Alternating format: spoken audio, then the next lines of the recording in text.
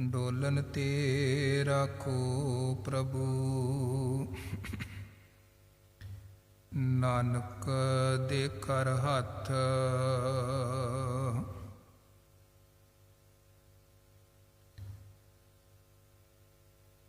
ਜਬ ਲੋ ਨਹੀਂ ਭਾਗ ਲਿਲਾਰ ਉਦਹੈ। ਤਬ ਲੋ ਪ੍ਰਮ ਤੇ ਫਿਰ ਤੇ ਬਹੁਤਾਇਓ। ਕਲ ਘੋਰ ਸਮੁੰਦਰ ਮੈਂ ਬੂਡਤ ਥੇ। ਕਬਹੂ ਮਿਟ ਹੈ ਨਹੀਂ ਰੇ ਪਛਤਾਇਓ। ਤਤ ਵਿਚਾਰ ਯਹ ਮਥੁਰਾ। ਜਗ ਤਾਰਨ ਕੋ ਅਵਤਾਰ ਬਨਾਇਓ। ਜਪਿਓ ਜਿਨ ਅਰਜੁਨ ਦੇਵ ਗੁਰੂ। ਫਿਰ ਸੰਕਟ ਜੋਨ ਗਰਭ ਨਾ ਆਇਓ। ਜਪਿਓ ਜਿਨ ਅਰਜੁਨ ਦੇਵ ਗੁਰੂ।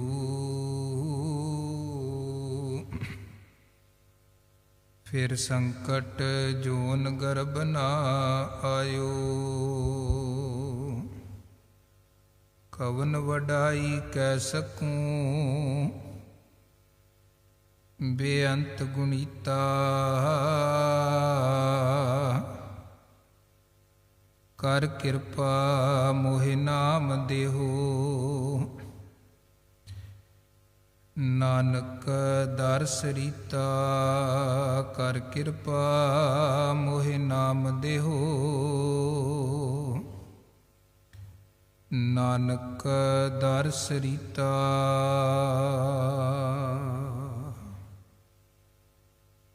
ਜੁਗ ਜੁਗ ਅਟਲ ਸਤਿਗੁਰੂ। ਗੁਰਗੱਦੀ ਤੇ ਸੁਭਾਈਮਾਨ ਦਸਾਂ ਪਾਤਸ਼ਾਹੀਆਂ ਦੀ ਜੋਤ ਧੰਨ ਗੁਰੂ ਗ੍ਰੰਥ ਸਾਹਿਬ ਜੀ ਮਹਾਰਾਜ ਜੀਆਂ ਦੀ ਪਾਵਨ ਪਵਿੱਤਰ ਹਜ਼ੂਰੀ ਵਿਖੇ ਜੁੜ ਬੈਠੀ ਸਾਧ ਸੰਗਤ। ਗੁਰੂ ਸਾਹਿਬ ਜੀ ਨੇ ਬੇਅੰਤ ਬਖਸ਼ਿਸ਼ਾਂ ਰਹਿਮਤਾਂ ਕੀਤੀਆਂ ਹਨ। ਗੁਰੂ ਕੇ ਦਰਬਾਰ ਵਿਖੇ ਜੁੜੇ ਹਾਂ, ਗੁਰੂ ਸੰਗਤ 'ਚ ਜੁੜੇ ਹਾਂ। ਗੁਰੂ ਕੀ ਪਾਵਨ ਪਵਿੱਤਰ ਬਾਣੀ ਦੇ ਸ਼ਬਦ ਕੀਰਤਨ ਪਿਆਰ ਸਹਿਤ ਸਤਿਕਾਰ ਸਹਿਤ ਆਪ ਜੀ ਨੇ ਸ਼ਰਵਣ ਕੀਤੇ ਹਨ। ਅੱਜ ਦੇ ਦੀਵਾਨਾਂ ਦੀ ਜੋ ਸੇਵਾ ਹੈ, ਮਾਤਾ ਦਲੀਪ ਕੌਰ ਜੀ ਦੀ ਸਾਲਾਨਾ ਮਿੱਠੀ ਪਿਆਰੀ ਯਾਦ ਨੂੰ ਮੁੱਖ ਰੱਖਦਿਆਂ ਸਮੂਹ ਪਰਿਵਾਰ ਵੱਲੋਂ ਹੋ ਰਹੀ ਹੈ। ਉਸੇ ਸੰਬੰਧੀ ਆਪ ਜੀ ਨੇ ਗੁਰਬਾਣੀ ਸ਼ਬਦ ਸ਼ਰਵਣ ਕੀਤੇ ਹਨ ਕੀਰਤਨ ਰੂਪ 'ਚ। ਕੀਰਤਨ ਤੋਂ ਉਪਰੰਤ ਆਓ ਗੁਰਬਾਣੀ ਵਿਚਾਰ ਦੇ ਨਾਲ ਜੁੜੀਏ। ਧੰਨ ਗੁਰੂ ਅਰਜਨ ਦੇਵ ਜੀ ਮਹਾਰਾਜ ਵੱਲੋਂ ਬਖਸ਼ਿਸ਼ ਕੀਤੀ ਹੋਈ ਪਾਵਨ ਪਵਿੱਤਰ ਬਾਣੀ ਸੁਖਮਨੀ ਸਾਹਿਬ ਦੀ ਵਿਚਾਰ ਚੱਲ ਰਹੀ ਹੈ। 8ਵੀਂ ਅਸ਼ਟਪਦੀ ਦੀਆਂ ਵਿਚਾਰਾਂ ਚੱਲ ਰਹੀਆਂ ਹਨ, ਜਿਸ ਅਸ਼ਟਪਦੀ ਅੰਦਰ ਸਤਿਗੁਰੂ ਬ੍ਰਹਮ ਗਿਆਨੀ ਦਾ ਜ਼ਿਕਰ ਕਰ ਰਹੇ ਹਨ।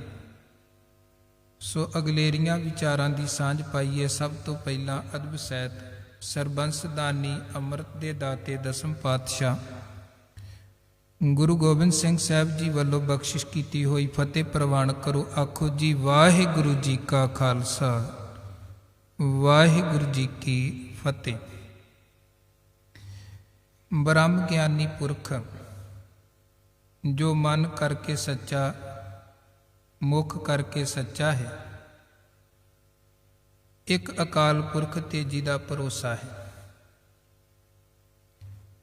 ਔਰ ਬ੍ਰਹਮ ਦਾ ਗਿਆਨ ਜਿਸ ਗੁਰਮੁਖ ਨੂੰ ਪ੍ਰਾਪਤ ਹੋ ਗਿਆ, ਉਹ ਬ੍ਰਹਮ ਗਿਆਨੀ ਹੈ।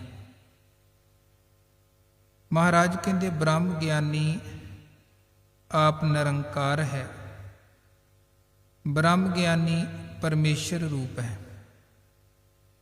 ਇਸ ਕਰਕੇ ਜੋ ਵਡਿਆਈਆਂ ਉਸ ਪਰਮੇਸ਼ਰ ਦੀਆਂ ਹਨ, ਉਹੀ ਵਡਿਆਈਆਂ ਬ੍ਰਹਮ ਗਿਆਨੀ ਦੀਆਂ ਹਨ।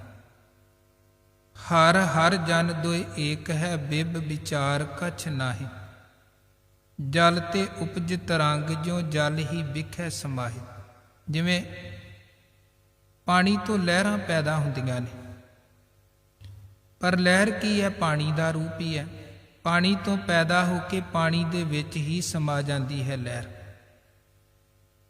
ਇਸੇ ਤਰ੍ਹਾਂ ਮਹਾਰਾਜ ਕਹਿੰਦੇ ਹਰੀ ਤੇ ਹਰੀ ਦੇ ਜਨ ਦੇ ਵਿੱਚ ਕੋਈ ਫਰਕ ਨਹੀਂ ਹੈ। ਹਰ ਕਾ ਸੇਵਕ ਸੋ ਹਰ, ਜਿਹਾ ਭੇਦ ਨਾ ਜਾਣੋ ਮਾਨਸ ਦੇਹਾ। ਉਹ ਪਰਮੇਸ਼ਰ ਦਾ ਰੂਪ ਹੈ, ਪਰਮੇਸ਼ਰ ਵਰਗਾ ਹੀ ਹੈ। ਤੇ ਜਿਹੜੀਆਂ ਵਡਿਆਈਆਂ ਪਰਮੇਸ਼ਰ ਦੀਆਂ ਹਨ ਉਹ ਪਰਮੇਸ਼ਰ ਦੇ ਪਿਆਰਿਆਂ ਦੀਆਂ ਹਨ, ਬ੍ਰਹਮ ਗਿਆਨੀ ਦੀਆਂ ਹਨ। ਇਸ ਅਸ਼ਟਪਦੀ ਅੰਦਰ ਵੀ ਸਤਿਗੁਰੂ ਸੱਚੇ ਪਾਤਸ਼ਾਹ ਜੀ ਨੇ ਜੋ ਗੁਣ, ਜੋ ਵਡਿਆਈਆਂ ਬ੍ਰਹਮ ਗਿਆਨੀ ਦੀਆਂ ਸਾਡੇ ਸਾਹਮਣੇ ਰੱਖੀਆਂ, ਸਾਨੂੰ ਦੱਸੀਆਂ ਹਨ। ਜਦੋਂ ਆਪਾਂ ਬਾਕੀ ਬਾਣੀ ਚੋਂ ਅਕਾਲ ਪੁਰਖ ਵਾਹਿਗੁਰੂ ਦੇ ਗੁਣਾਂ ਦੇ ਸਰੂਪ ਦੇ ਬਾਰੇ ਪੜ੍ਹਦੇ ਹਾਂ ਤੇ ਉਹ ਵਡਿਆਈਆਂ ਮਹਾਰਾਜ ਨੇ ਅਕਾਲ ਪੁਰਖ ਦੀਆਂ ਵੀ ਵਡਿਆਈਆਂ ਉਸੇ ਤਰ੍ਹਾਂ ਵਰਣਨ ਕੀਤੀਆਂ ਹਨ। ਜਿਵੇਂ ਇੱਥੇ ਸਤਿਗੁਰੂ ਫਰਮਾਨ ਕਰਦੇ ਹਨ, ਬ੍ਰਹਮ ਗਿਆਨੀ ਕੀ ਕੀਮਤ ਨਾਹੀਂ, ਕਿ ਬ੍ਰਹਮ ਗਿਆਨੀ ਦੀ ਕੋਈ ਕੀਮਤ ਨਹੀਂ, ਉਹਦੀ ਵਡਿਆਈਆਂ ਦਾ ਕੋਈ ਮੁੱਲ ਨਹੀਂ ਹੈ। ਉਹਦੇ ਗੁਣ ਅਪਾਰ ਹਨ, ਬੇਅੰਤ ਹਨ। ਇਸੇ ਤਰ੍ਹਾਂ ਸਤਿਗੁਰੂ ਸੱਚੇ ਪਾਤਸ਼ਾਹ ਜੀ ਨੇ ਪਰਮੇਸ਼ਰ ਦੀਆਂ ਵਡਿਆਈਆਂ ਦੀ ਗੱਲ ਕਰਦਿਆਂ ਵੀ ਕਿਹਾ ਹੈ ਕਿ ਤੁਮਰੀ ਗਤ ਮਿਤ ਤੁਮ ਹੀ ਜਾਨੀ, ਨਾਨਕ ਦਾਸ ਸਦਾ ਕੁਰਬਾਨੀ। हे ਵਾਹਿਗੁਰੂ, ਤੇਰੀ ਗਤ ਮਿਤ, ਕੀਮਤ, ਵਡਿਆਈ ਤੁਸੀਂ ਹੀ ਜਾਣਦੇ ਹੋ, ਕੋਈ ਦੂਜਾ ਨਹੀਂ ਜਾਣ ਸਕਦਾ ਹੈ। ਮਹਾਰਾਜ ਕਹਿੰਦੇ ਬ੍ਰਹਮ ਗਿਆਨੀ ਉਸ ਪਰਮੇਸ਼ਰ ਦੇ ਵਿੱਚ ਅਭੇਦ ਹੋ ਕੇ ਆਪ ਨਿਰੰਕਾਰ ਬਣ ਜਾਂਦਾ ਹੈ। ਜਿੱਥੇ ਜਾ ਕੇ ਬ੍ਰਹਮ ਗਿਆਨੀ ਕੀ ਕੀਮਤ ਨਾਹੀਂ, ਬ੍ਰਹਮ ਗਿਆਨੀ ਦਾ ਕੋਈ ਮੁੱਲ ਪਾਇਆ ਹੀ ਨਹੀਂ ਜਾ ਸਕਦਾ। ਉਹਦੇ ਗੁਣਾਂ ਦਾ, ਉਹਦੀ ਸ਼ਖਸੀਅਤ ਦਾ ਮੁੱਲ ਨਹੀਂ ਪਾਇਆ ਜਾ ਸਕਦਾ ਹੈ। ਕਿਸੇ ਨਾਲ ਬ੍ਰਹਮ ਗਿਆਨੀ ਦੀ ਤੁਲਨਾ ਵੀ ਨਹੀਂ ਕੀਤੀ ਜਾ ਸਕਦੀ ਹੈ। ਐਸੀ ਉੱਚੀ ਅਵਸਥਾ ਤੇ ਐਸੇ ਉੱਚੇ ਸਿਖਰ ਤੇ ਬ੍ਰਹਮ ਗਿਆਨੀ ਪਹੁੰਚਦਾ ਹੈ। ਔਰ ਪਹੁੰਚਦਾ ਕਿਵੇਂ ਹੈ? ਕਿਉਂਕਿ ਉਹਨੇ ਮਨ ਕਰਕੇ ਸਚਾਈ ਨੂੰ ਧਾਰਨ ਕੀਤਾ, ਉਹਨੇ ਕਰਮਾਂ ਕਰਕੇ ਸਚਾਈ ਨੂੰ ਧਾਰਨ ਕੀਤਾ ਔਰ ਪਰਮੇਸ਼ਰ ਦੇ ਵਿੱਚ ਅਟੁੱਟ ਵਿਸ਼ਵਾਸ, ਦ੍ਰਿੜਤਾ, ਭਰੋਸਾ ਬਣ ਗਿਆ, ਜਿਸ ਕਰਕੇ ਅਵਸਥਾ ਉੱਚੀ ਬਣ ਗਈ। ਬ੍ਰਹਮ ਗਿਆਨੀ ਕਾ ਸਗਲ ਮਨ ਮਾਹੇ। ਫਿਰ ਮਹਾਰਾਜ ਕਹਿੰਦੇ ਬ੍ਰਹਮ ਗਿਆਨੀ ਦੇ ਮਨ 'ਚ ਸਾਰਾ ਕੁਝ ਹੁੰਦਾ, ਸਾਰੇ ਗੁਣ। ਜਿਵੇਂ ਹੁਣ ਅਕਾਲ ਪੁਰਖ ਦੀ ਆਪਾਂ ਗੱਲ ਕਰਦੇ ਹਾਂ, ਬਾਣੀ 'ਚੋਂ ਵੀ ਪੜ੍ਹਦੇ ਹਾਂ ਕਿ ਉਹ ਪਰਮਾਤਮਾ ਸਭ ਨੂੰ ਵੇਂਦਾ ਪਿਆ ਹੈ। ਠੀਕ ਹੈ, ਸਤਿਗੁਰੂ ਬਾਣੀ 'ਚ ਕਹਿੰਦੇ ਉਹ ਵੇਖੈ ਉਹਨਾਂ ਨਦਰ ਨਾ ਆਵੈ ਬਹੁਤਾ ਇਹੋ ਵਿਡਾਣ। ਰੱਬ ਤੇ ਸਾਨੂੰ ਸਾਰਿਆਂ ਨੂੰ ਵੇਂਦਾ ਪਿਆ ਹੈ, ਸਾਨੂੰ ਰੱਬ ਨਹੀਂ ਦਿਸਦਾ ਹੈ, ਗੱਲ ਵੱਖਰੀ ਹੈ, ਪਰ ਉਹਦੇ ਤੋਂ ਓਲੇ ਕੋਈ ਨਹੀਂ ਹੈ, ਉਹ ਸਭ ਨੂੰ ਵੇਖਦਾ ਪਿਆ ਹੈ। ਇਸੇ ਤਰ੍ਹਾਂ ਮਹਾਰਾਜ ਕਹਿੰਦੇ ਬ੍ਰਹਮ ਗਿਆਨੀ ਵੀ ਉਸ ਉੱਚੇ ਸਿਖਰ ਤੇ ਪਹੁੰਚਦਾ ਹੈ ਜਿੱਥੇ ਸਾਰਾ ਕੁਝ ਬ੍ਰਹਮ ਗਿਆਨੀ ਦੇ ਧਿਆਨ 'ਚ ਹੁੰਦਾ ਹੈ, ਮਨ 'ਚ ਹੁੰਦਾ ਹੈ, ਉਹਦੇ ਤੋਂ ਓਲੇ ਕੁਝ ਨਹੀਂ ਹੁੰਦਾ ਹੈ। ਇਸੇ ਕਰਕੇ ਬ੍ਰਹਮ ਗਿਆਨੀ ਐਸੀ ਅਵਸਥਾ ਤੇ ਪਹੁੰਚਦਾ ਹੈ ਕਿ ਦੂਜਿਆਂ ਦੇ ਦੁੱਖ ਵੀ ਜਾਣਦਾ, ਸੁੱਖ ਵੀ ਜਾਣਦਾ ਹੈ। ਮਹਾਰਾਜ ਕਹਿੰਦੇ ਬ੍ਰਹਮ ਗਿਆਨੀ ਕੈ ਸਗਲ ਮਨ ਮਾਹੇ, ਬ੍ਰਹਮ ਗਿਆਨੀ ਕਾ ਕੌਣ ਜਾਣੈ ਭੇਦ। ਐਸੀ ਉੱਚੀ ਅਵਸਥਾ ਤੇ ਬ੍ਰਹਮ ਗਿਆਨੀ ਪਹੁੰਚਦਾ ਹੈ ਕਿ ਉਹਦੇ ਅੰਦਰ ਦੀ ਅਵਸਥਾ ਦਾ ਭੇਦ ਕੋਈ ਜਾਣ ਹੀ ਨਹੀਂ ਸਕਦਾ ਹੈ। ਕਿਉਂਕਿ ਏਵਡ ਉੱਚਾ ਹੋਵੇ ਕੋਏ ਤਿਸ ਉੱਚੇ ਕੋ ਜਾਣੈ ਸੋਏ। ਉਹਦੇ ਅੰਦਰ ਦੀ ਅਵਸਥਾ ਨੂੰ ਜਾਣਨ ਦੇ ਲਈ ਉਹਦੇ ਜਿੰਨਾ ਉੱਚਿਆਂ ਬਣਨਾ ਪੈਂਦਾ ਹੈ, ਜੋ ਆਮ ਵਿਅਕਤੀ ਦੇ ਲਈ ਜਾਂ ਜਿਹਨੇ ਜੀਵਨ ਅੰਦਰ ਗੁਰੂ ਉਪਦੇਸ਼ ਦੀ ਘਾਲਣਾ ਕਮਾਈ ਨਹੀਂ ਕੀਤੀ ਹੈ, ਉਹਦੇ ਲਈ ਉਸ ਅਵਸਥਾ ਤੱਕ ਪਹੁੰਚਣਾ ਬੜਾ ਕਠਿਨ ਹੈ। ਮਹਾਰਾਜ ਕਹਿੰਦੇ ਬ੍ਰਹਮ ਗਿਆਨੀ ਦਾ ਕੋਈ ਭੇਦ ਨਹੀਂ ਜਾਣ ਸਕਦਾ। ਬ੍ਰਹਮ ਗਿਆਨੀ ਕੋ ਸਦਾ ਆਦੇਸ਼। ਬ੍ਰਹਮ ਗਿਆਨੀ ਨੂੰ ਹਮੇਸ਼ਾ ਹਮੇਸ਼ਾ ਨਮਸਕਾਰ ਕਰਨੀ ਚਾਹੀਦੀ ਹੈ, ਬ੍ਰਹਮ ਗਿਆਨੀ ਦੇ ਅੱਗੇ ਹਮੇਸ਼ਾ ਝੁਕਣਾ ਚਾਹੀਦਾ ਹੈ। ਬ੍ਰਹਮ ਗਿਆਨੀ ਦਾ ਭੇਦ ਪਾਉਣ ਦੀ ਕੋਸ਼ਿਸ਼ ਨਹੀਂ ਕਰਨੀ, ਬਸ ਨਿਮਰਤਾ ਸਹਿਤ ਭਰੋਸੇ ਦੇ ਨਾਲ ਝੁਕ ਜਾਣਾ ਹੈ। ਬ੍ਰਹਮ ਗਿਆਨੀ ਕੋ ਸਦਾ ਆਦੇਸ਼। ਬ੍ਰਹਮ ਗਿਆਨੀ ਕਾ ਕਥਿਆ ਨਾ ਜਾਏ ਅਧਾਖਿਰ। ਮਹਾਰਾਜ ਕਹਿੰਦੇ ਬ੍ਰਹਮ ਗਿਆਨੀਆਂ ਦੀ ਵਡਿਆਈ ਦਾ ਅੱਧਾ ਅੱਖਰ ਵੀ ਅਸੀਂ ਜੀਵ ਬਿਆਨ ਨਹੀਂ ਕਰ ਸਕਦੇ ਹਾਂ। ਬ੍ਰਹਮ ਗਿਆਨੀ ਐਸੀ ਉੱਚੀ ਅਵਸਥਾ ਦਾ ਮਾਲਕ ਹੈ, ਅੱਧਾ ਅੱਖਰ ਵੀ। उस गुरमुख का बयानिया नहीं जा सकता जो परमेश्वर नूं ध्या के परमेश्वर का ही रूप बन गया, परमेश्वर च ही अभेद हो गया, परमेश्वर च ही लीन हो गया। अद्धा अखर भी उस गुरमुख दी ठीक है कहण वाले कहते हैं, पर गुरु कहते उहदियां वडियाइयां इन्नियां बेअंत हन कि जो असी किया है, जो असी बयान करते व्याख्या करते हाँ ब्रह्म ਗਿਆਨੀ ਦੀ ਵਡਿਆਈ ਦੇ ਸਾਹਮਣੇ ਉਹ ਬਿਲਕੁਲ ਤੁਛ ਮਾਤਰ ਹੈ, ਬਿਲਕੁਲ ਤੁਛ ਮਾਤਰ। ब्रह्म ਗਿਆਨੀ ਸਰਬ ਕਾ ਠਾकुर, ब्रह्म ਗਿਆਨੀ ਹੈ ਸਭ ਦਾ ਮਾਲਕ, ਕਿਉਂਕਿ ਉਹ ਮਾਲਕ ਚ ਅਭੇਦ ਹੋ ਕੇ ਮਾਲਕ ਦਾ ਰੂਪ ਬਣ ਗਿਆ ਹੈ। ब्रह्म ਗਿਆਨੀ ਸਰਬ ਕਾ ਠਾकुर, ब्रह्म ਗਿਆਨੀ ਸਭ ਦਾ ਮਾਲਕ ਹੈ। ब्रह्म ਗਿਆਨੀ ਕੀ ਮਿਤ ਕੌਣ ਬਖਾਨੈ। ਫਿਰ ਮਹਾਰਾਜ ਕਹਿੰਦੇ ब्रह्म ਗਿਆਨੀ ਦੀ ਜਿਹੜੀ ਮਿਤ ਮਿਣਤੀ ਹੈ, ਕੀਮਤ ਹੈ, अवस्था है, कौन बयान कर सकता है। वो अवस्था नूं बयानिया नहीं जा सकता। भगत कबीर साहब जी ने बड़े प्यारे बचन एक जगह किए, कहते ये अवस्था ऐसी है, इनू माणिया जा सकता है, इनू बयानिया नहीं जा सकता। कबीर साहब के कोल कुछ व्यक्ति आए, संगत की, सेवा की। कबीर साहब के जीवन नूं उन्होंने वेख्या कि किन्नी उच्ची अवस्था च भगत कबीर साहब विचरते हैं, किन्नी उच्ची अवस्था च। जिथे राम कबीरा एक भयो है कोई न सकै पछानी, उस राम दा परमेश्वर दा ही रूप भगत कबीर साहब बने। उन्होंने वेख्या कि लोग बोलण वाले भगत कबीर साहब नूं बहुत कुछ बोलते हैं, पर भगत कबीर साहब सारा कुछ ऐन निमरता दे नाल प्यार दे नाल जर लेंदे हैं। अजर नूं जरन वाली बिरती और दूजे दे अवगण ना चितारन वाली बिरती, देख के अनडिठ करन वाली बिरती। जिमें जिमें अवस्था वेखो गुरु के शब्द की कमाई करके उच्ची बनती है ना, ये तब्दीलियां जीवन दे विच आउंदियां हन, जिन्हां नूं भी आपां इतिहास च पढ़दे हां।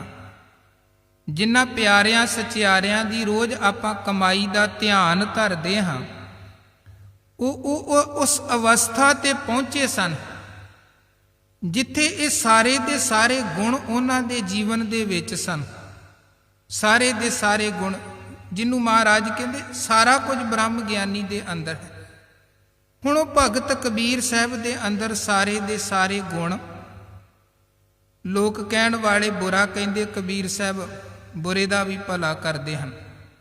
जिवें बाबा फरीद साहब कहते, फरीदा बुरे दा भला कर, गुस्सा मन ना हंडाए, देही रोग ना लगई, पल्ले सब किछ पाए। तू बुरे नूं बुरा कह के आप बुरा ना बन, ते ना ही अपने मन च किसे प्रति बुरा रख। पर का बुरा ना राखो चीत, तुमको दुख नहीं पाई मीत। क्योंकि जदों आपां वेखो किसे दे प्रति मन च बुरा रखते हैं, उहदे नाल सब तो पहले नंबर ते की हुंदा है, साडा अपना मन बेचैन हुंदा है, मन टिकदा नहीं है। मन हर वक्त फिर उहदे बारे सोचदा है। मन च कई प्रकार दीयां बुराइयां वाले ख्याल आउंदे हन। ईवन आपां संगत दे विच भी बैठे होईए ते फिर बंदा उसे नूं चेते करदा जिहदे नाल ईरखा है, गुरु रब चेते नहीं आउंदा है। इस करके महाराज कहंदे तू बुरा सोचेगा दूजा भी तेरे बारे बुरा सोचेगा, क्योंकि विचारां दा वेग है। एक करते दी कुदरत ऐसी है, जे असी दूजे बारे माड़ा सोचांगे दूजा साडे बारे माड़ा सोचेगा। इदां ईरखा वधदी है, झगड़े वधदे, बखेड़े वधदे हन। पर महाराज कहंदे जे कोई तेरा दूजा बुरा कर भी रहा है, तू बुरे दा भी भला कर। जदों बुरे दा भला करेगा, वो एक बार बुरा, दो बार, चार बार बुरा करेगा, अपने आप उहदे मन चों भी बुराई खत्म हो जाएगी, जे तू बुरे दा जवाब बुरे तरीके दे नाल नहीं देवेगा। फरीदा बुरे दा भला कर, गुस्सा मन ना हंडाए, देही रोग ना लगई, पल्ले सब किछ पाए। ते वेखो जे आपां दूजे दा बुरा करदे हां, इह असीं बीजदे हां। जो बीज असीं बीजांगे वो सानू वड्ढना पवेगा, वो फल सानू भोगना पवेगा। आपां रोज़ बाणी च पढ़दे हां, धन गुरु नानक देव जी महाराज जपजी साहब च किन्नी बार सतगुरु सच्चे पातशाह जी ने यह विचार सानू समझाई है कि ਕਰਮ ਧਿਆਨ ਦੇ ਨਾਲ ਸੁਚੇਤ ਹੋ ਕੇ ਕਰ, ਕਿਉਂਕਿ ਤੇਰਾ ਬੀਜਿਆ ਤੈਨੂੰ ਵੱਢਣਾ ਪੈਣਾ ਹੈ। ਕਰਮਾਂ ਦਾ ਫਲ ਤੈਨੂੰ ਭੋਗਣਾ ਪੈਣਾ ਹੈ। ਆਪੇ ਬੀਜ ਆਪੇ ਹੀ ਖਾਓ, ਨਾਨਕ ਹੁਕਮੀ ਆਵੋ ਜਾਓ। ਜੋ ਤੂੰ ਬੀਜਦਾ ਹੈ ਉਹ ਇੱਕ ਨਾ ਇੱਕ ਦਿਨ ਵੱਢਣਾ ਪੈਂਦਾ। ਗੱਲ ਇੰਨੀ ਹੁੰਦੀ ਹੈ ਜਿਵੇਂ ਬੀਜ ਬੀਜੇ ਜਾਂਦੇ ਹਨ ਜ਼ਮੀਨ 'ਚ। ਕੁਝ ਬੀਜ ਐਸੇ ਹੁੰਦੇ ਹਨ ਥੋੜ੍ਹੇ ਸਮੇਂ ਦੇ ਬਾਅਦ ਹੀ ਪੌਦਾ ਬਣਿਆ, ਫਲ ਗਿਆ, ਉਹਦਾ ਫਲ ਪ੍ਰਾਪਤ ਹੋ ਜਾਂਦਾ ਹੈ। ਕੁਝ ਬੀਜ ਐਸੇ ਹੁੰਦੇ ਹਨ ਬੀਜ ਦਿੱਤੇ ਜਾਂਦੇ ਨੇ ਪਰ ਉਹ ਵਕਤ ਲੈ ਕੇ ਫਲਦੇ ਹਨ। 2 ਸਾਲ 3 ਸਾਲ ਬਾਅਦ ਕੁਝ ਫਲਦੇ ਹਨ। ਕੁਝ ਬੀਜ ਐਸੇ ਹੁੰਦੇ ਹਨ ਬੀਜਣ ਤੋਂ ਕਈ ਦਹਾਕਿਆਂ ਦੇ ਬਾਅਦ ਉਹਨਾਂ ਨੂੰ ਫਲ ਲੱਗਦਾ। ਉਦੋਂ ਤੱਕ ਬੰਦਾ ਭੁੱਲ ਵੀ ਜਾਂਦਾ ਮੈਂ ਕਦੋਂ ਬੀਜਿਆ ਸੀ। ਕਈ ਵਾਰ ਕੀ ਹੁੰਦਾ, ਸਾਡੇ ਜੀਵਨ 'ਚ ਦੁੱਖ ਆਉਂਦੇ ਹਨ, ਅਸੀਂ ਕਹਿੰਦੇ ਅਸੀਂ ਤੇ ਕੋਈ ਮਾੜਾ ਕੀਤਾ ਨਹੀਂ ਹੈ, ਸਾਨੂੰ ਦੁੱਖ ਕਿਉਂ ਭੋਗਣੇ ਪਏ, ਜਾਂ ਅੱਗੇ ਸਾਡੀ ਔਲਾਦ ਕਿਉਂ ਦੁੱਖ ਭੋਗ ਰਹੀ ਹੈ। ਔਰ ਵੇਖੋ ਕਈ ਵਾਰ ਐਸਾ ਹੈ ਕਿ ਬੰਦਾ ਬੀਜ ਆਪ ਬੀਜਦਾ, ਅੱਗੇ ਉਹਦਾ ਫਲ ਔਲਾਦ ਖਾਂਦੀ ਹੈ। ਕਰਮ ਬੰਦੇ ਨੇ ਕੀਤੇ ਨੇ, ਫਲ ਉਹਦਾ ਅੱਗੇ ਔਲਾਦ ਨੂੰ ਭੋਗਣਾ ਪੈਂਦਾ। ਤੇ ਬੰਦਾ ਵੇਖੋ ਅਸੀਂ ਪਰਿਵਾਰਕ ਜੀਵ ਹਾਂ, ਬੰਦਾ ਆਪਣਾ ਦੁੱਖ ਜਰ ਸਕਦਾ ਹੈ, ਔਲਾਦ ਦਾ ਦੁੱਖ ਜਰਨਾ ਬੜਾ ਔਖਾ ਹੈ। ਆਪ ਮਾਨੋ ਰਾਤੀ ਪੇਟ 'ਚ ਦਰਦ ਹੋ ਰਹੀ ਹੈ, ਬੰਦਾ ਕਹਿੰਦਾ ਕੋਈ ਨਾ ਰਾਤ ਲੰਘਾ ਲਵਾਂ, ਸਵੇਰੇ ਜਾਵਾਂਗਾ ਡਾਕਟਰ ਦੇ ਕੋਲ। ਪਰ ਜੇ ਸਾਹਮਣੇ ਬੱਚਾ ਤੜਫਦਾ ਪਿਆ ਹੈ, ਬੰਦਾ ਸਵੇਰ ਤੱਕ ਉਡੀਕ ਕੋਈ ਨਹੀਂ ਕਰਦਾ ਹੈ ਕਿ ਸਵੇਰੇ ਜਾਵਾਂਗੇ। ਤੁਰੰਤ ਆਪਣੀ ਔਲਾਦ ਦੇ ਦੁੱਖ ਨੂੰ ਦੂਰ ਕਰਨ ਦੇ ਲਈ ਬੰਦਾ ਜਾਂਦਾ, ਕਿਉਂਕਿ ਔਲਾਦ ਦਾ ਦੁੱਖ ਸਭ ਤੋਂ ਵੱਡਾ ਦੁੱਖ। ਤੇ ਸਾਡੇ ਕਰਮਾਂ ਦਾ ਫਲ ਜੇ ਅਸੀਂ ਮਾੜਾ ਬੀਜਾਂਗੇ, ਹੋ ਸਕਦਾ ਅਸੀਂ ਭੋਗੀਏ, ਹੋ ਸਕਦਾ ਅੱਗੇ ਸਾਡੀ ਔਲਾਦ ਨੂੰ ਭੋਗਣਾ ਪਵੇ। ਇਸ ਕਰਕੇ ਮਹਾਰਾਜ ਕਹਿੰਦੇ ਐਸਾ ਕੰਮ ਮੂਲੇ ਨਾ ਕੀਚੈ ਜਿਤ ਅੰਤ ਪਛੋਤਾਈਐ। ਐਸਾ ਬੀਜ ਨਾ ਬੀਜ ਕੇ ਅਖੀਰ ਤੈਨੂੰ ਪਛਤਾਉਣਾ ਪਵੇ। ਤੇ ਉਦੋਂ ਤੱਕ ਤੂੰ ਭੁੱਲ ਗਿਆ ਹੋਵੇ ਕਿ ਮੈਂ ਤੇ ਕੋਈ ਮਾੜਾ ਕੀਤਾ ਹੀ ਨਹੀਂ ਹੈ, ਪਰ ਮਹਾਰਾਜ ਕਹਿੰਦੇ ਤੇਰਾ ਬੀਜਿਆ ਹੀ ਤੈਨੂੰ ਵੱਢਣਾ ਪੈਂਦਾ ਹੈ। ਇਸ ਕਰਕੇ ਬੁਰੇ ਦਾ ਵੀ ਭਲਾ ਕਰ, ਤੂੰ ਮਾੜਾ ਬੀਜ ਨਾ ਬੀਜ। ਜਿਹੜਾ ਬੀਜੇਗਾ ਉਹ ਆਪੇ ਵੱਢੇਗਾ, ਉਹ ਭੋਗੇਗਾ। ਹੁਣ ਬ੍ਰਹਮ ਗਿਆਨੀ ਉਸ ਅਵਸਥਾ ਤੇ ਸਿਖਰ ਤੇ ਪਹੁੰਚ ਕੇ ਜਿਉਂਦਾ ਹੈ ਜਿੱਥੇ ਬੁਰੇ ਦਾ ਵੀ ਭਲਾ ਕਰਨ ਵਾਲੀ ਬਿਰਤੀ ਹੈ। ਕਬੀਰ ਸਾਹਿਬ ਐਸੀ ਅਵਸਥਾ 'ਚ ਜਿਉਂਦੇ ਸਨ। ਤੇ ਕੁਝ ਵਿਅਕਤੀ ਉਹਨਾਂ ਦੇ ਕੋਲ ਆਏ, ਵੇਖਿਆ ਕਿੰਨਾ ਕੁਝ ਕਬੀਰ ਸਾਹਿਬ ਦੇ ਨਾਲ ਹੁੰਦਾ, ਪਰ ਕਿਆ ਧੀਰਜ, ਕਿਆ ਸਹਿਜ, ਕਿਆ ਟਿਕਾ ਵਾਲੀ ਬਿਰਤੀ ਹੈ ਭਗਤ ਕਬੀਰ ਸਾਹਿਬ ਦੀ। ਕੱਲੇ ਕੱਲੇ ਨੂੰ ਸਮਝਾਉਣ ਦੇ ਲਈ, ਸਪਸ਼ਟੀਕਰਨ ਦੇ ਲਈ ਕਬੀਰ ਸਾਹਿਬ ਨਹੀਂ ਜਾਂਦੇ, ਉਹ ਆਪਣੀ ਅਵਸਥਾ 'ਚ ਜਿਉਂਦੇ ਹਨ। ਜਿਹਨੂੰ ਬਾਣੀ 'ਚ ਵੀ ਕਬੀਰ ਸਾਹਿਬ ਕਹਿੰਦੇ ਮਨ ਮਾਨੈ ਲੋਕ ਨਾ ਭਤੀਜੈ। ਸਾਡਾ ਤੇ ਮਨ ਰੱਬ ਦੇ ਨਾਲ ਜੁੜ ਚੁੱਕਿਆ, ਪਰ ਲੋਕ ਨਹੀਂ ਮੰਨਦੇ, ਨਹੀਂ ਸਮਝਦੇ ਹਨ। ਉਹ ਅਜੇ ਵੀ ਕਬੀਰ ਨੂੰ ਬੋਰਾ ਪਾਗਲ ਕਹੀ ਜਾਂਦੇ, ਕਹਿੰਦੇ ਜਿੰਨੇ ਜੋ ਕਹਿਣਾ ਕਹੀ ਜਾਓ, ਹੁਣ ਕੋਈ ਫਰਕ ਨਹੀਂ ਪੈਂਦਾ। ਮਨ ਮਾਨੈ ਲੋਕ ਨਾ ਭਤੀਜੈ, ਨਾ ਭਤੀਜੈ ਤਉ ਕਿਆ ਕੀਜੈ। ਕਹਿੰਦੇ ਨਹੀਂ ਕੋਈ ਮੰਨਦਾ ਨਾ ਮੰਨੇ, ਕੋਈ ਫਰਕ ਨਹੀਂ ਪੈਂਦਾ। ਉਹ ਹੁਣ ਉਹਨਾਂ ਨੇ ਜਦੋਂ ਕੁਝ ਸਤ ਸੰਗੀਆਂ ਨੇ ਕਬੀਰ ਸਾਹਿਬ ਦੀ ਸੰਗਤ ਕੀਤੀ, ਅਵਸਥਾ ਵੇਖ ਕੇ ਮਨ ਖਿੜ ਉੱਠਿਆ। ਤੇ ਜਦੋਂ ਉਹਨਾਂ ਨੇ ਉਸ ਅਵਸਥਾ ਦੇ ਬਾਰੇ ਕਬੀਰ ਸਾਹਿਬ ਨੂੰ ਪੁੱਛਿਆ, ਜੀ ਇਹ ਜਿਹੜੀ ਅਵਸਥਾ ਤਾਂ ਤੁਸੀਂ ਜਿਉਂਦੇ ਹੋ ਨਾ, ਕੁਝ ਇਹਦੇ ਬਾਰੇ ਦੱਸੋ, ਇਹ ਅਵਸਥਾ ਕੀ ਹੈ? ਇਹ ਤੁਹਾਡੇ ਅੰਦਰ ਦੀ ਜਿਹੜੀ ਅਵਸਥਾ ਹੈ ਉਹ ਕੀ ਹੈ? ਤੇ ਉੱਥੇ ਭਗਤ ਕਬੀਰ ਸਾਹਿਬ ਨੇ ਬੜੇ ਪਿਆਰੇ ਬਚਨ ਕਹੇ, ਕਹਿੰਦੇ ਕਹੋ ਕਬੀਰ ਗੂੰਗੇ ਗੁੜ ਖਾਇਆ, ਪੁੱਛੇ ਤੇ ਕਿਆ ਕਹੀਏ। ਉਹ ਕਹਿੰਦੇ ਜਿਵੇਂ ਇੱਕ ਗੂੰਗੇ ਵਿਅਕਤੀ ਨੂੰ ਮਿੱਠਾ ਖਾਣ ਦੇ ਲਈ ਦਵੋ, ਗੁੜ ਖਾਣ ਦੇ ਲਈ ਦਵੋ, ਹੁਣ ਉਹਨੇ ਖਾ ਲਿਆ ਮਿੱਠਾ ਗੁੜ, ਸਵਾਦ ਉਸ ਪਦਾਰਥ ਦਾ ਮਿੱਠੇ ਦਾ ਉਹਨੇ ਮਾਣ ਲਿਆ ਹੈ, ਬੜਾ ਖੁਸ਼ ਹੈ। ਪਰ ਜੇ ਕੋਈ ਬੰਦਾ ਉਹ ਪੁੱਛੇ ਕਿ ਹੁਣ ਤੂੰ ਇਹਦੀ ਵਿਆਖਿਆ ਕਰਕੇ ਦੱਸ ਕਿ ਇਹ ਸਵਾਦ ਕੈਸਾ ਹੈ, ਕਿੱਦਾਂ ਦਾ ਸਵਾਦ ਤੂੰ ਮਾਣਿਆ ਹੈ, ਪਰ ਕਹਿੰਦੇ ਉਹ ਵਿਆਖਿਆ ਕਰਕੇ ਨਹੀਂ ਦੱਸ ਸਕਦਾ ਹੈ। ਉਹਦੇ ਕੋਲ ਬੋਲਣ ਦੇ ਲਈ ਜ਼ੁਬਾਨ ਨਹੀਂ ਹੈ, ਉਹਦੇ ਕੋਲ ਅਲਫਾਜ਼ ਨਹੀਂ ਹਨ, ਸ਼ਬਦ ਨਹੀਂ ਹਨ ਬੋਲ ਕੇ ਦੱਸਣ ਦੇ ਲਈ। ਉਹਨੇ ਆਨੰਦ ਤਾਂ ਜ਼ਰੂਰ ਉਸ ਮਿੱਠੇ ਪਦਾਰਥ ਦਾ ਮਾਣਿਆ, ਪਰ ਉਹ ਬਿਆਨ ਨਹੀਂ ਸਕਦਾ, ਦੱਸ ਨਹੀਂ ਸਕਦਾ ਹੈ ਉਹਨੇ ਕੈਸਾ ਆਨੰਦ ਰਸ ਮਾਣਿਆ ਹੈ। ਇਸੇ ਤਰ੍ਹਾਂ ਭਗਤ ਕਬੀਰ ਸਾਹਿਬ ਕਹਿੰਦੇ ਉਹ ਜਿਹੜੀ ਰਾਮ ਕਬੀਰਾ ਏਕ ਭਇਓ ਵਾਲੀ ਅਵਸਥਾ ਹੈ, ਬ੍ਰਹਮ ਗਿਆਨੀ ਦਸਮ ਦੁਆਰਾ ਅਗਮ ਅਪਾਰਾ ਪਰਮ ਪੁਰਖ ਕੀ ਘਾਟੀ ਵਾਲੀ ਅਵਸਥਾ ਹੈ। ਜਿੱਥੇ ਬ੍ਰਹਮ ਗਿਆਨੀ ਆਪ ਨਿਰੰਕਾਰ ਵਾਲੀ ਅਵਸਥਾ ਹੈ ਨਾ, ਉਹਨੂੰ ਮਾਣਿਆ ਤੇ ਜਾ ਸਕਦਾ ਹੈ ਗੁਰੂ ਕੇ ਸ਼ਬਦ ਦੀ ਕਮਾਈ, ਗੁਰੂ ਦੇ ਉਪਦੇਸ਼ ਦੀ ਕਮਾਈ ਸਦਕਾ, ਪਰ ਉਹਦੀ ਵਿਆਖਿਆ ਨਹੀਂ ਕੀਤੀ ਜਾ ਸਕਦੀ, ਉਹਦੇ ਬਾਰੇ ਦੱਸਿਆ ਨਹੀਂ ਜਾ ਸਕਦਾ ਹੈ। ਨਾ ਉਹ ਅਵਸਥਾ ਨੂੰ ਮੰਨਣ ਵਾਲਾ ਆਪ ਦੱਸ ਸਕਦਾ ਹੈ, ਨਾ ਹੀ ਕੋਈ ਦੂਜਾ ਉਸ ਅਵਸਥਾ ਦਾ ਅੰਤ ਪਾ ਸਕਦਾ ਹੈ ਕਿ ਬ੍ਰਹਮ ਗਿਆਨੀ ਕਿਸ ਅਵਸਥਾ 'ਚ ਜਿਉਂਦਾ ਹੈ। ਇਸ ਕਰਕੇ ਮਹਾਰਾਜ ਕਹਿੰਦੇ ਬ੍ਰਹਮ ਗਿਆਨੀ ਕੀ ਮਿਤ ਕੌਣ ਬਖਾਨੇ, ਉਹਦੀ ਅਵਸਥਾ ਨੂੰ ਕੌਣ ਉਹਦੀ ਵਿਆਖਿਆ ਕਰ ਸਕਦਾ ਹੈ। ਉਹ ਅਵਸਥਾ ਐਸੀ ਹੈ ਜਿੱਥੇ ਸ਼ਬਦ ਹੀ ਕੋਈ ਨਹੀਂ ਹਨ। ਉਸ ਅਵਸਥਾ ਨੂੰ ਬਿਆਨ ਕਰਨ ਦੇ ਲਈ ਬ੍ਰਹਮ ਗਿਆਨੀ ਕੀ ਗਤ ਬ੍ਰਹਮ ਗਿਆਨੀ ਜਾਣੇ। ਪਾਤਸ਼ਾਹ ਕਹਿੰਦੇ ਬ੍ਰਹਮ ਗਿਆਨੀ ਦੀ ਅਵਸਥਾ ਨੂੰ ਦੂਜਾ ਬ੍ਰਹਮ ਗਿਆਨੀ ਹੀ ਜਾਣ ਸਕਦਾ ਹੈ। ਹੋਰ ਆਮ ਸਧਾਰਨ ਮਨੁੱਖ ਦੇ ਲਈ ਉਹ ਅਵਸਥਾ ਨੂੰ ਜਾਣਨਾ ਕਠਿਨ ਹੈ। ਸਧਾਰਨ ਬਿਰਤੀ ਵਾਲਾ ਮਨੁੱਖ ਉਸ ਅਵਸਥਾ ਨੂੰ ਨਹੀਂ ਜਾਣ ਸਕਦਾ।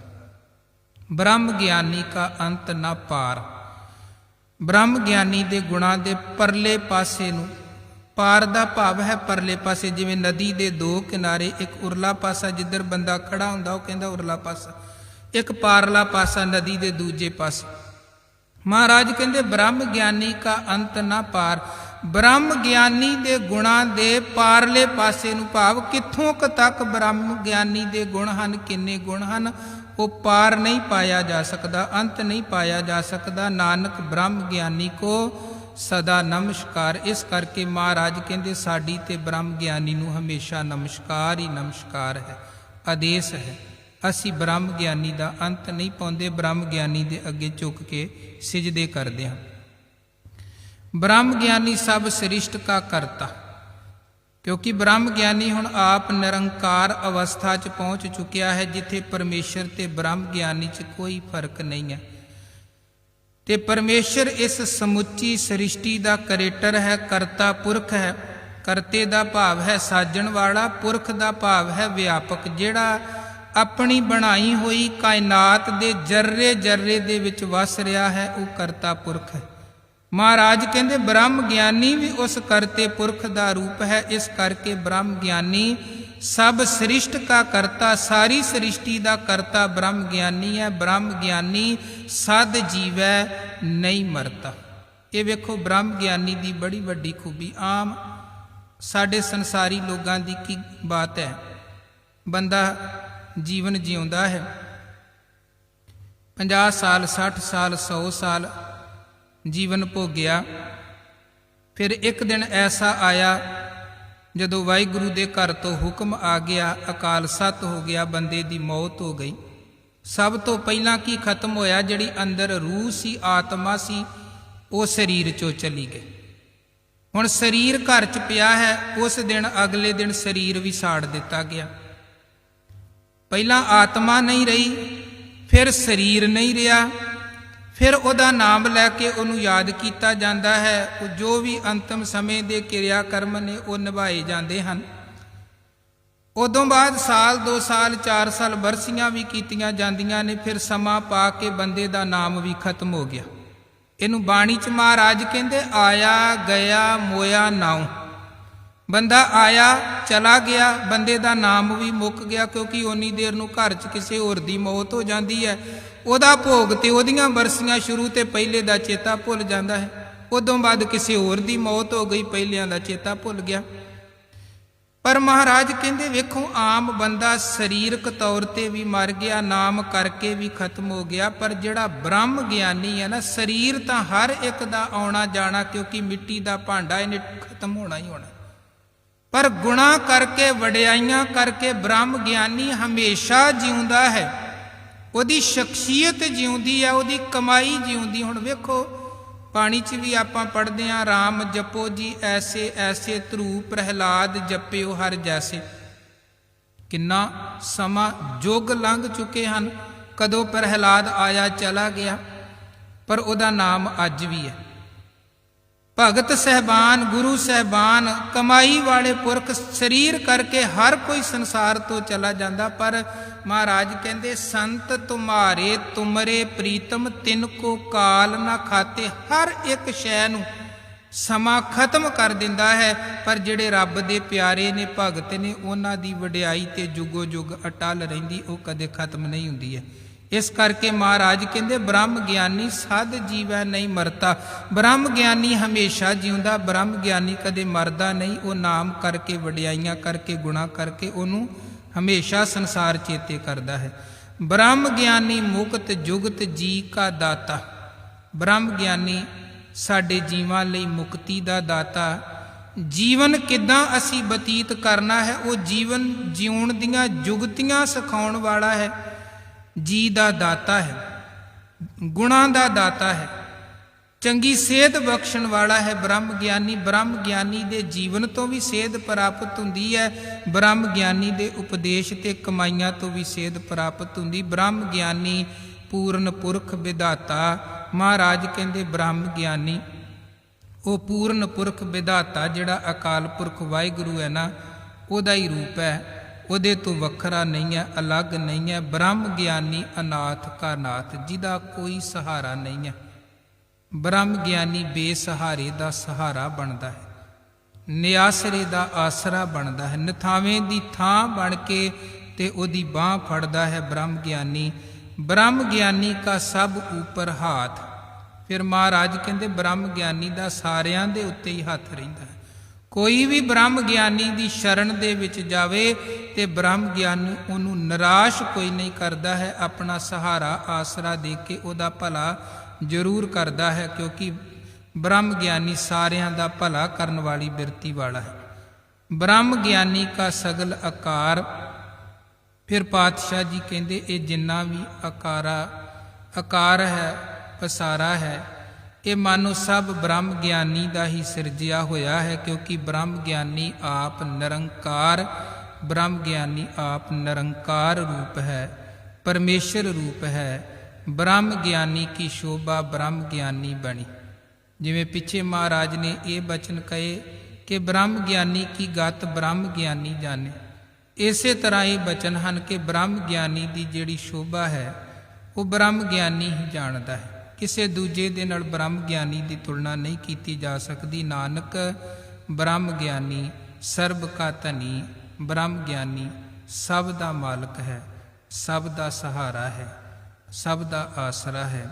ਕਿਉਂਕਿ ਬ੍ਰਹਮ ਗਿਆਨੀ ਪਰਮੇਸ਼ਰ ਦਾ ਆਸਰਾ ਲੈ ਕੇ ਜਿਉਂਦਾ ਹੈ, ਤੇ ਜਿਹੜਾ ਆਪ ਪਰਮੇਸ਼ਰ ਦਾ ਆਸਰਾ ਲੈ ਕੇ ਜਿਉਂਦਾ ਹੈ, ਵਾਹਿਗੁਰੂ ਦੀ ਐਸੀ ਮਿਹਰ ਬਣਦੀ, ਬਖਸ਼ਿਸ਼ ਉਸ ਗੁਰਮੁਖ ਤੇ ਵਰਤਦੀ ਹੈ, ਉਹ ਫਿਰ ਆਪ ਅੱਗੇ ਹਜ਼ਾਰਾਂ ਦਾ ਸਹਾਰਾ ਬਣਦਾ ਹੈ। ਜਿਵੇਂ ਧੰਨ ਗੁਰੂ ਅਰਜਨ ਦੇਵ ਜੀ ਮਹਾਰਾਜ ਸੱਚੇ ਪਾਤਸ਼ਾਹ, ਜਿਨ੍ਹਾਂ ਬਾਰੇ ਭੱਟ ਸਾਹਿਬਾਨ ਕਹਿੰਦੇ ਹਨ ਕਿ ਕਲਯੁਗ ਜਹਾਜ਼ ਅਰਜਨ ਗੁਰੂ ਸਗਲ ਸ੍ਰਿਸ਼ਟ ਲਗ ਬੇਤਰੁ, ਕਿ ਗੁਰੂ ਅਰਜਨ ਦੇਵ ਮਹਾਰਾਜ ਬੇੜਾ ਹਨ, ਜਹਾਜ਼ ਹਨ, ਸਾਰੀ ਸ੍ਰਿਸ਼ਟੀ ਨੂੰ ਪਾਰ ਲੰਘਾਉਣ ਵਾਲੇ ਹਨ। ਹੁਣ ਉਹ ਗੁਰੂ ਅਰਜਨ ਦੇਵ ਮਹਾਰਾਜ ਸੱਚੇ ਪਾਤਸ਼ਾਹ ਜੀ ਦੀ ਸ਼ਰਨ ਦੇ ਵਿੱਚ ਆ ਗਏ। ਭਾਈ ਮੰਝ ਗੁਰੂ ਮਹਾਰਾਜ ਜੀ ਦੇ ਉਪਦੇਸ਼ਾਂ ਦੀ ਕਮਾਈ ਕੀਤੀ, ਲਗਾਤਾਰ ਕਮਾਈ ਕੀਤੀ। ਬੜੀਆਂ ਪ੍ਰੀਖਿਆਵਾਂ ਵੀ ਸਮੇਂ-ਸਮੇਂ ਤੇ ਗੁਰੂ ਨੇ ਲਈਆਂ, ਤੇ ਵੇਖੋ ਗੁਰੂ ਦੀ ਪ੍ਰੀਖਿਆ 'ਚੋਂ ਪਾਸ ਹੋਣਾ ਕੋਈ ਸੌਖੀ ਗੱਲ ਨਹੀਂ ਹੈ। ਬੜਾ ਵਿਸ਼ਵਾਸ, ਬੜਾ ਭਰੋਸਾ ਰੱਖ ਕੇ ਚੱਲਣਾ ਪੈਂਦਾ। ਆਪਾਂ ਕਈ ਵਾਰ ਨਿੱਕੀਆਂ ਗੱਲਾਂ ਕਰਕੇ ਬੰਦਾ ਥਿੜਕ ਜਾਂਦਾ। ਕੋਈ ਮਾਮੂਲੀ ਜਿਹੀ ਦਾਤ, ਕੋਈ ਸੁੱਖ ਮੰਗਿਆ, 2-4 ਦਿਨ ਨਾ ਮਿਲੇ, ਬੰਦਾ ਗੁਰੂ ਨੂੰ ਛੱਡ ਕੇ ਇੱਧਰ ਉੱਧਰ ਭਟਕਣ ਲੱਗ ਜਾਂਦਾ ਹੈ। ਭਾਈ ਗੁਰਦਾਸ ਸਾਹਿਬ ਕਹਿੰਦੇ ਤੇਰੇ ਸਿਦਕ ਦੀ ਪਰਖ ਵੀ ਹੁੰਦੀ ਓ, ਤੇ ਜੇ ਗੁਰ ਸਾਂਗ ਵਰਤਦਾ ਸਿੱਖ ਸਿਦਕ ਨਾ ਹਾਰੇ।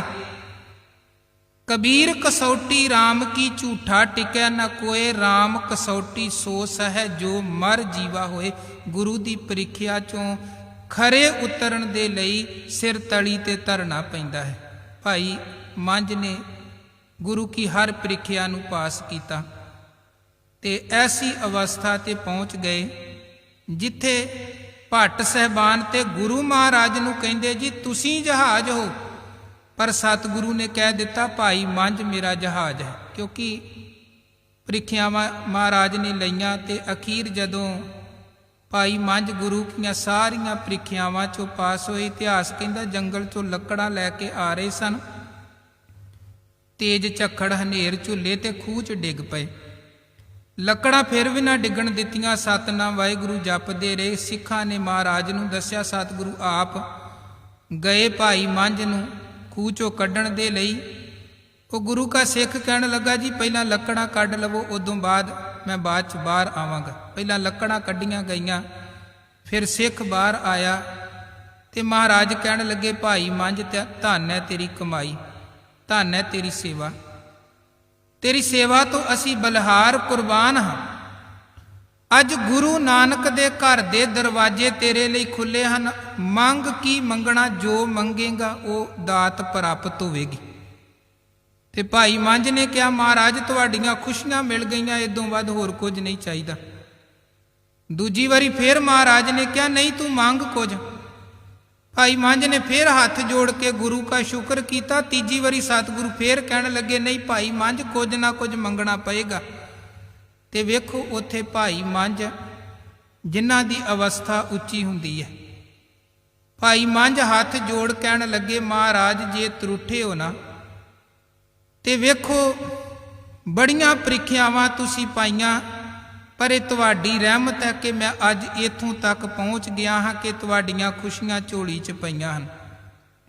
ऐसियां डाढियां ਪ੍ਰੀਖਿਆਵਾਂ जिथे पल पल डोलण दा, भटकण दा, ठोकरां खाण दा खतरा बनिया सी, थिड़क जाण दा खतरा सी।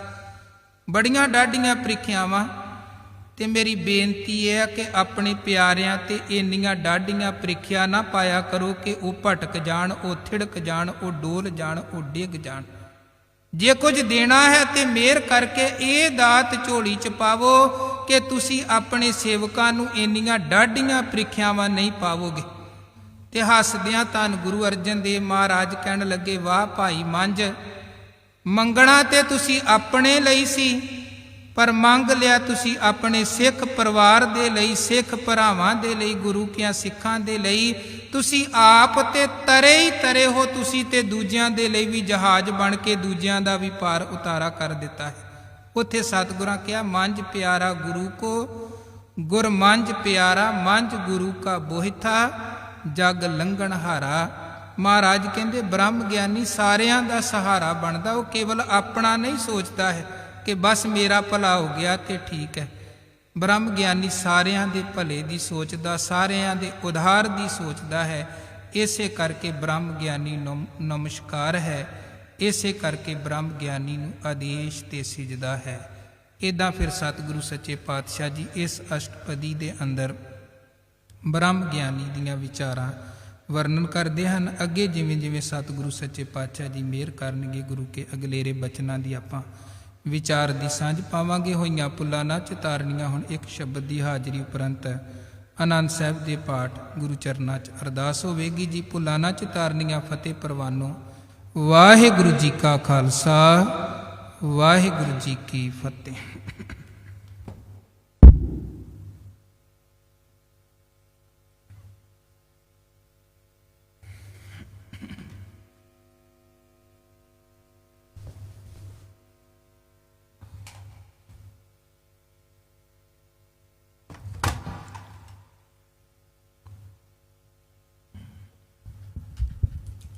वाह।